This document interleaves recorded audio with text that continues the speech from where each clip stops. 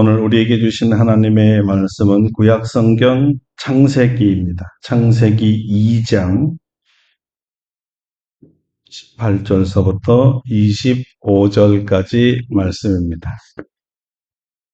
창세기 2장 18절부터입니다. 봉독해 드리겠습니다. 여호와 하나님이 이르시되 사람이 혼자 사는 것이 좋지 아니하니 내가 그를 위하여 돕는 배필을 지으리라 하시니라. 여호와 하나님이 흙으로 각종 들짐승과 공중의 각종 새를 지으시고 아담이 무엇이라고 부르나 보시려고 그것들을 그에게로 이끌어 가시니 아담이 각 생물을 부르는 것이 곧 그 이름이 되었더라. 아담이 모든 가축과 공중의 새와 들의 모든 짐승에게 이름을 주니라. 아담이 돕는 배필이 없으므로 여호와 하나님이 아담을 깊이 잠들게 하시니 잠들매 그가 그 갈빗대 하나를 취하고 살로 대신 채우시고 여호와 하나님이 아담에게서 취하신 그 갈빗대로 여자를 만드시고 그를 아담에게로 이끌어오시니 아담이 이르되 이는 내 뼈 중에 뼈요 살 중에 살이라. 이것을 남자에게서 취하였은즉 여자라 부르리라 하니라. 이러므로 남자가 부모를 떠나 그의 아내와 합하여 둘이 한 몸을 이룰지니라. 아담과 그의 아내 두 사람이 벌거벗었으나 부끄러워지 아니하니라. 아멘. 할렐루야. 오늘도 이 말씀으로 우리에게 은혜 주실 줄로 믿습니다. 오늘은 부모님과 함께하는 웜홀이라는 제목으로 말씀을 증거합니다. 5월은 가정의 달입니다. 오늘 장로님 기도하신 대로 어린이 주일과 어버이 주일을 함께 지키고 있습니다. 앞서 어린이 예배에서 우리 조보미 집사님을 통해서 어린이들을 축복하는 말씀을 전하고 우리가 또 귀한 선물도 전하고 아이들을 축복했습니다. 하지만 이 시간에는 어버이들을 위한 말씀을 증거하려고 합니다. 오늘 말씀을 통해 우리 아름답고 복된 교회 모든 성도들의 가정이 서로 사랑하며 화목하고 하나님의 복이 넘치는 가정이 되기를 축원합니다. 여러분, 세상에서 가장 먼저 존재한 것이 무엇일까요? 다른 말로 하면 성경에서 가장 큰 관심을 갖고 있는 것이 무엇이었을까요? 이 말은 하나님의 최초의 그리고 최고의 관심이 무엇이었을까라는 질문과 같습니다.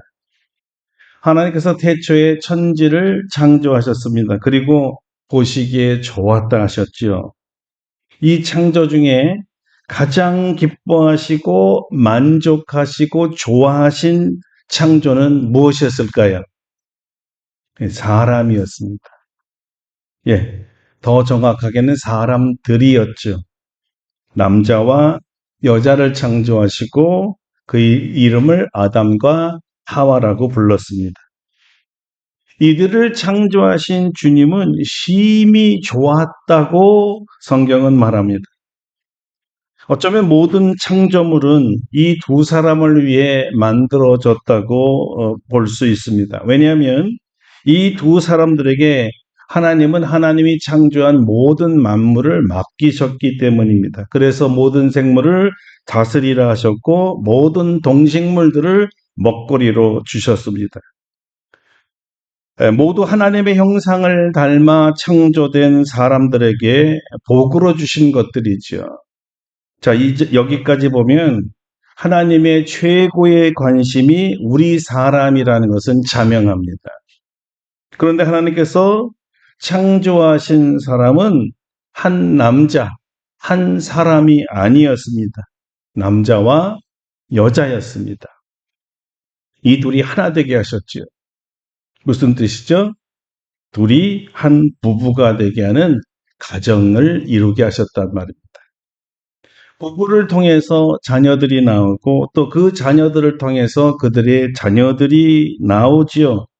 그래서 할아버지, 할머니, 아버지, 어머니 그리고 자녀들이 함께 사는 가정을 3대 가정 공동체라고 합니다.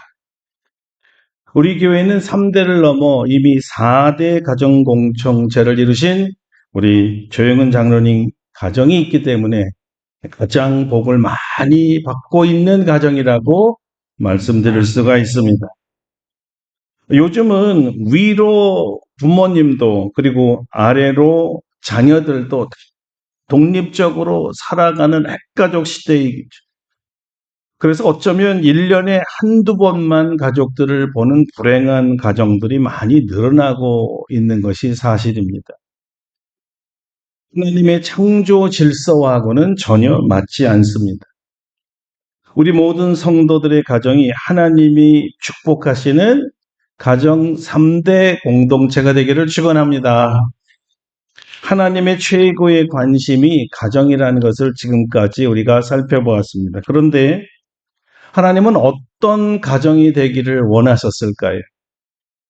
다른 말로 남자와 여자 그리고 가정을 창조하신 창조주 하나님은 어떤 가정이 되라고 창조하셨을까요? 왜냐하면 하나님께서는 창조하셨을 때, 가정을 창조하실 때 분명한 목적을 가지고 창조하셨기 때문입니다. 구체적으로 나누기 전에 하나님이 심히 좋아하시는 가정이 되라는 것이었죠. 하나님을 웃게 만드는 가정이고 하나님을 기쁘게 해드리는 가정이 되라고 창조하셨습니다. 창세기가 말해주는 하나님의 웃음은 심히 좋았더라라는 말씀 때문입니다. 심히 좋았더라. 여기 심히는 대단히 엄청나게 굉장히라는 뜻이고요. 여기 좋았더라라는 말이 유쾌했다 또는 즐거웠다라는 말입니다. 그럼 우리 아이들이 태어날 때 우리가 어땠죠? 엄청나게 좋았잖아요. 그죠?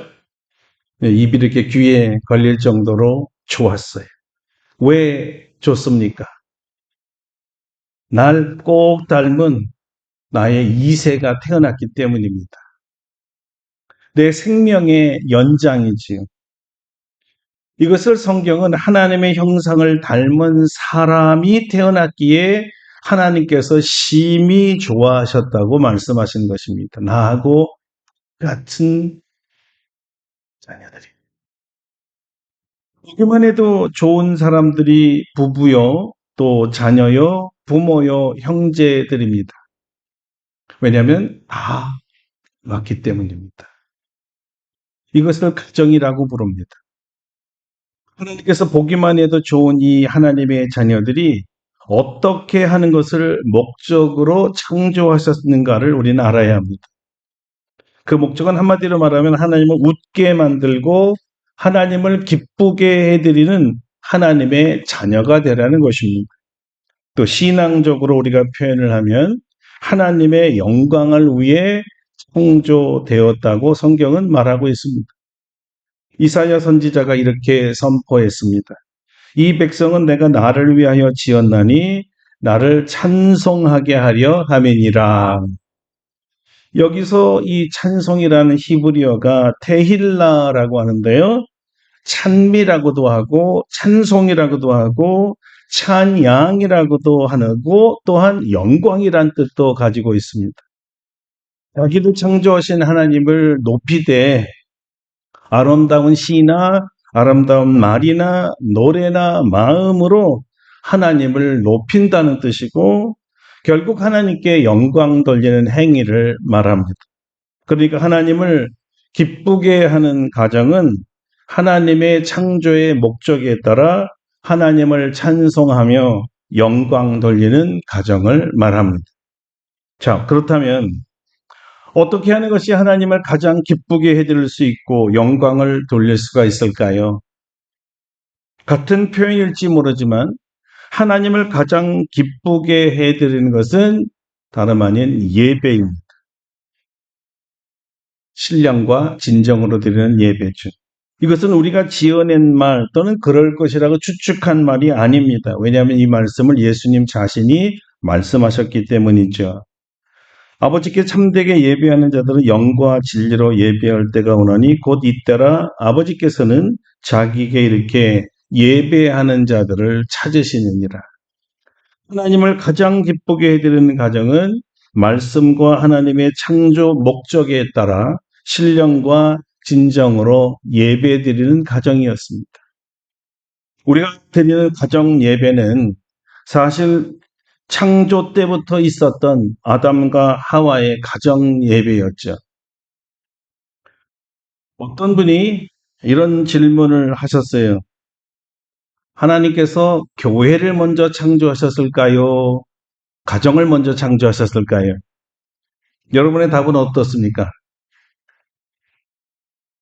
예, 뭐 다 안 들리니까 맞는 거로 하겠습니다. 무엇을 먼저 창조하셨나? 당연히 가정입니다. 그러나 가정은 가정이되 교회 같은 가정이었습니다. 왜냐하면 하나님께서 디자인한 이 가정, 이 교회 같은 가정, 가정 같은 교회는 같은 개념으로 말하고 있기 때문입니다. 예배드리는 가정에 대한 뜻입니다. 자기를 창조하신 하나님께 감사와 기도와 찬송을 드리는 예배 공동체가 되라는 뜻입니다.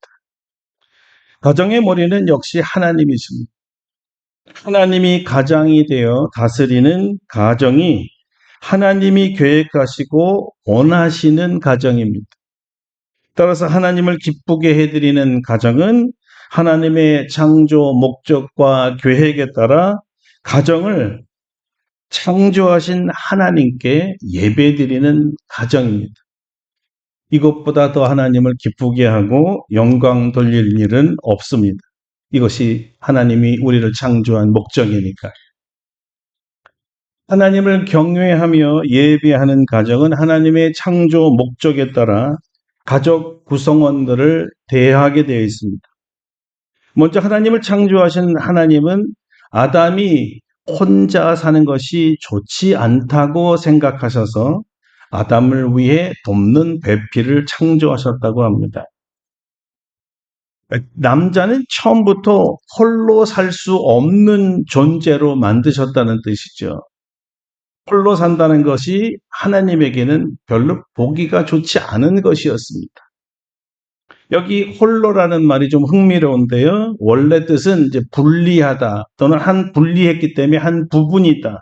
일부란 뜻입니다. 온전하지 않다는 뜻이 하나의 부분에 지나지 않는다는 뜻이었습니다.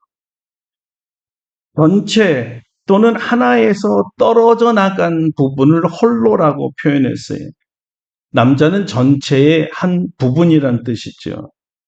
나머지가 합쳐져야 온전히 한 몸이 된다는 뜻입니다. 여기에 바로 이 부족한 부분을 채워서 완전한 사람이 되게 하도록 창조한 사람이 여자 하와이죠. 그죠?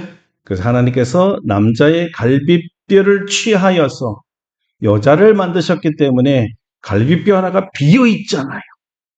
빈 사람이. 부족한 사람이란 뜻입니다. 완전하지 않다는 뜻입니다. 성경은 여자의 역할을 남자가 완전한 사람이 되도록 돕는 역할을 하는 사람이라고 해요.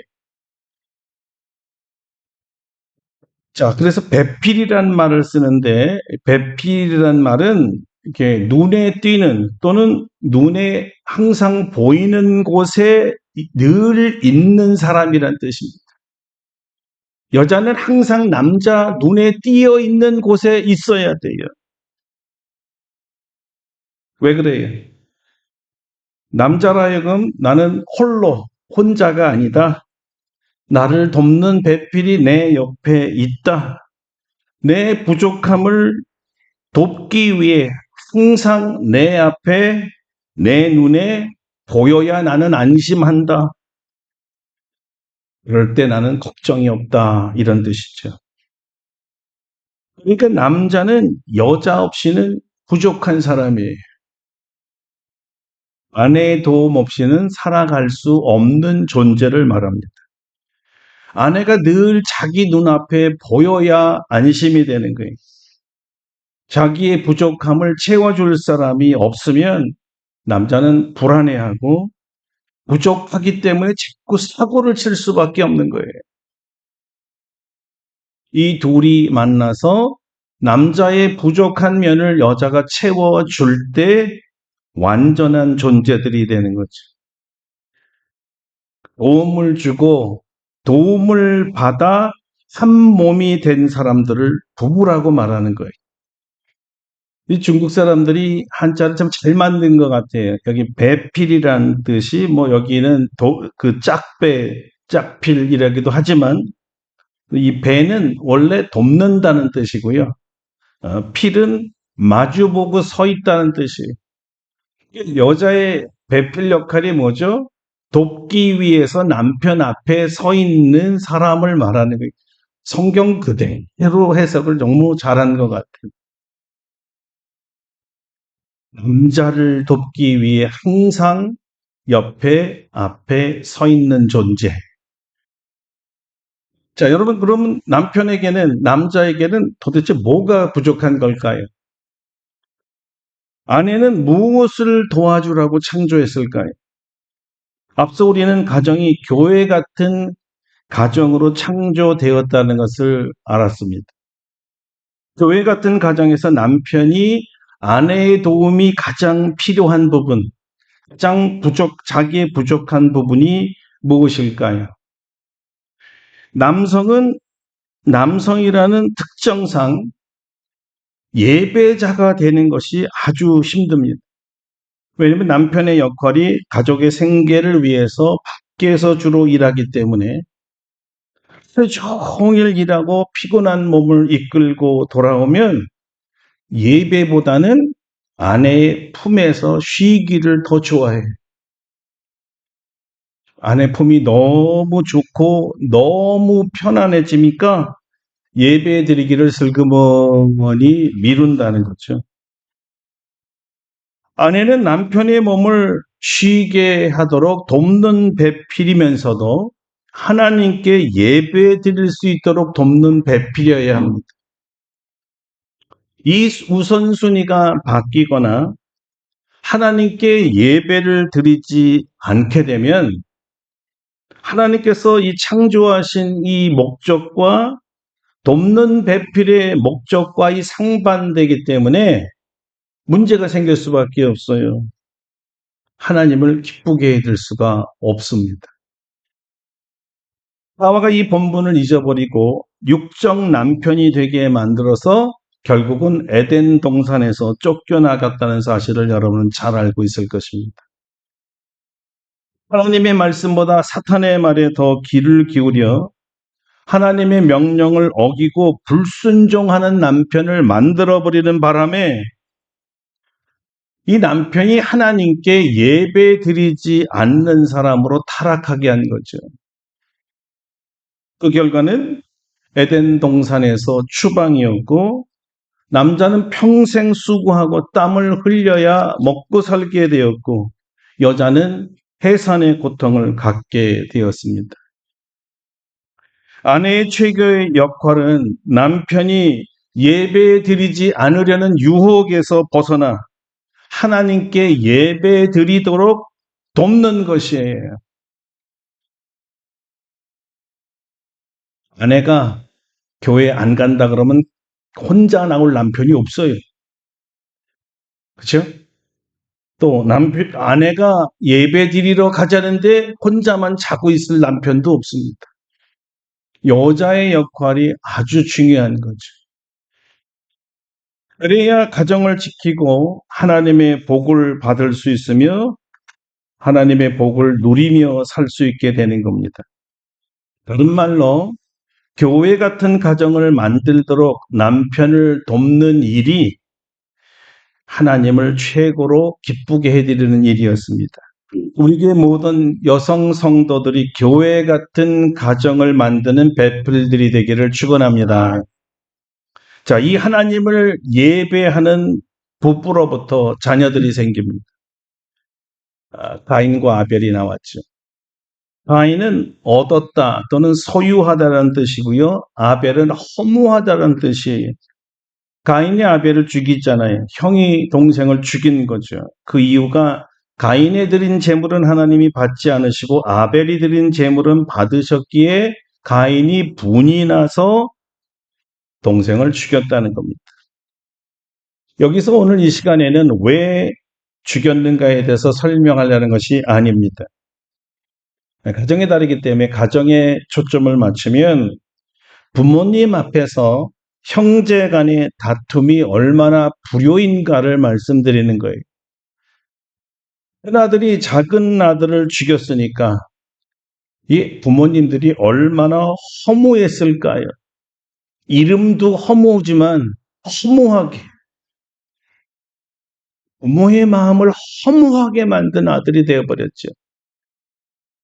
하나님께서 주신 귀한 선물인데 부모보다 먼저 세상을 떠났으니까 부모님에겐 인생 무상이에요.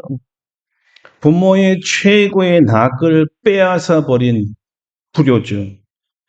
어떻게 이런 일이 일어날 수 있었을까요? 가정은 교회 같은 가정이어서 예배가 가장 중요하게 여겨지고 예배를 드려야 하나님으로부터 복을 받는데 예배가 깨어진 가정이기에 하나님의 말씀을 업신여기고 범죄하게 된 것이죠. 하나님을 예배하는 가인이었다면 하나님을 두려워했을 것입니다. 자기 부모님이 예배를 깨뜨린 결과가 어떤 것을 잘 알고 있었을 것입니다. 그럼에도 불구하고 가인이 범죄한 것은 하나님을 더 이상 두려워하지 않았다는 반증입니다. 여기서 우리는 하나님을 경외하며 예배하는 자라야 하나님도 공경하고 부모님도 공경하며 형제를 사랑하게 된다는 사실을 알게 됩니다. 하나님에게서 멀어져 간 가정이 얼마나 위태롭고 위험한가를 보여주는 거죠. 그래서 부모님에게 효도하는 효도 중에 최고의 효도는 하나님 앞에 예배자로서 살아가는 것입니다. 예수님을 구주로 믿는 부모님들의 최고의 소원은 자기 자녀들이 예수 믿고 함께 예배드리는 것입니다. 이제 우리 성도님들 중에 많은 분들이 연로하시죠? 무슨 얘기냐? 하나님 나라 갈 때가 얼마 남지 않았습니다. 이렇게 하나님 나라 갈 때가 가까운 부모님일수록 가장 불안한 것이 자녀들의 구원 문제입니다. 왜냐하면 곧 더 이상 함께 살 수 있는 시간이 없는데 여전히 우리 아이들의 믿음이 불확실하면 쉽게 눈을 감을 수가 없는 거예요. 왜 그래요? 불안해서. 흔히 하나라도 내가 하늘나라 간 뒤에도 여전히 예수 안 믿을까 봐. 그래서 천국에서 기다리는데 안 올까 봐. 더 이상 볼 수 없을까 봐. 불안하고 걱정되고 잠이 오지를 않습니다. 그래서 크리스찬에게 있어서 효도 중에 최고의 효도가 예수 잘 믿고 한 교회에서 부모님들과 함께 예배 드리는 것입니다. 요즘처럼 살기 어려운 시대에 어렵게 피땀 흘려 밤새도록 일해서 돈 버느러 부모님께 용돈 드리고 맛있는 거 사주고 좋은 선물 사드리는 거 분명히 효도 맞습니다. 너무 고맙습니다. 말로 표현할 수 없이 고마워요. 그런데 이것보다 1000배, 10,000배 더 기쁘고 감사한 것은요, 함께 예배드리는 것입니다. 실제로 매일 주님, 이 부모님 뵙고 아침 문안 인사드리는 자녀들은 요즘 세상에는 거의 없습니다. 저희가 어렸을 땐 일어나자마자 아버지 안녕히 주무셨습니까? 이게 하루의 시작이었는데 인사해 줄 자녀들이 없는 거예요. 그렇다고 전화라도 문안 드려주면 얼마나 좋을까요? 좀 심하게 말하면 1년에 한두 번 명절만 가족들끼리 모이는 가정들이 많아지고 있잖아요. 부모들은 온몸에 불망, 자녀들 얼굴 보는 것이 오로지 살아있는 이유고 소원인데 아무리 기다려도 오지 않고 어쩌다 와서는 5분도 넘지 않아서 아이들 데리러 간다고 훌쩍 가버리는, 잔뜩 먹은 설거지는 누가 하라고. 가버린 자녀들의 뒤통수만 바라보면서 한숨을 쉬는 부모들이 많습니다. 한번 생각해 보세요.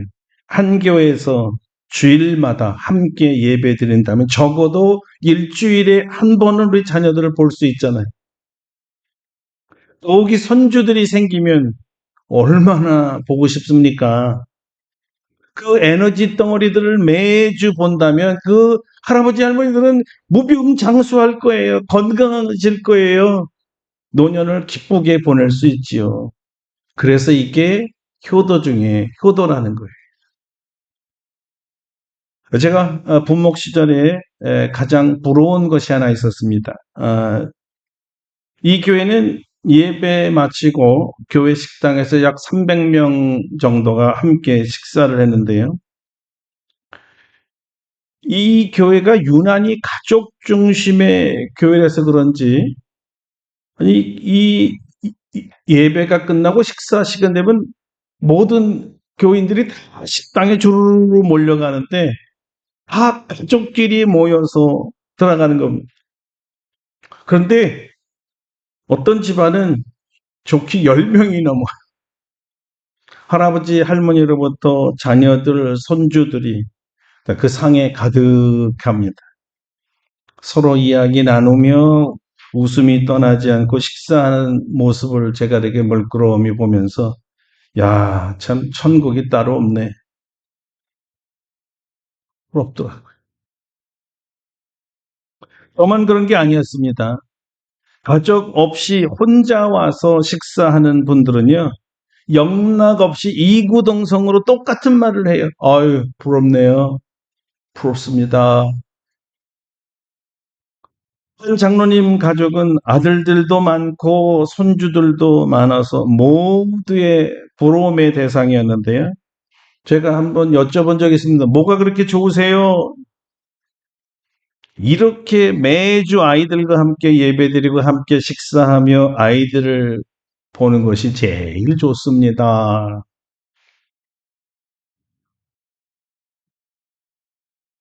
지난 고난주간에 예수님의 버킷리스트에 대해서 증거했는데요. 여러분 기억하실지 모르겠습니다.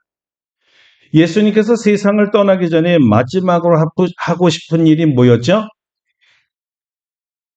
사랑하는 제자들과 함께 식사하는 것이었잖아요. 유월절 식사를 하고 싶었죠. 제자들과 마지막 식사를 최후 만찬이라고 하잖아요. 주님에게 있어서도 사람이 사는 데 있어서 더욱 좋은 관계를 갖고 싶으면 식사가 아주 중요하다는 것을 알고 계셨어요. 왜냐하면 식사라는 것은 단지 음식을 먹는 행위가 아니기 때문이죠. 음식을 매체로 해서 사귐의 시간이잖아요.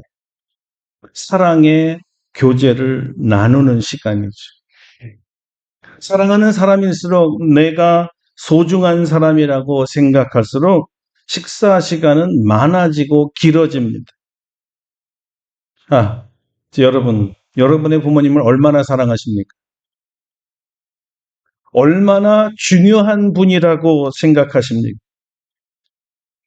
여러분이 가지고 있는 모든 인간 관계에서 우선순위를 매기면 어디에 있습니까? 중요하고 고맙다고 생각하실수록 식사 시간이 우선순위가 부모에게 있는 거예요.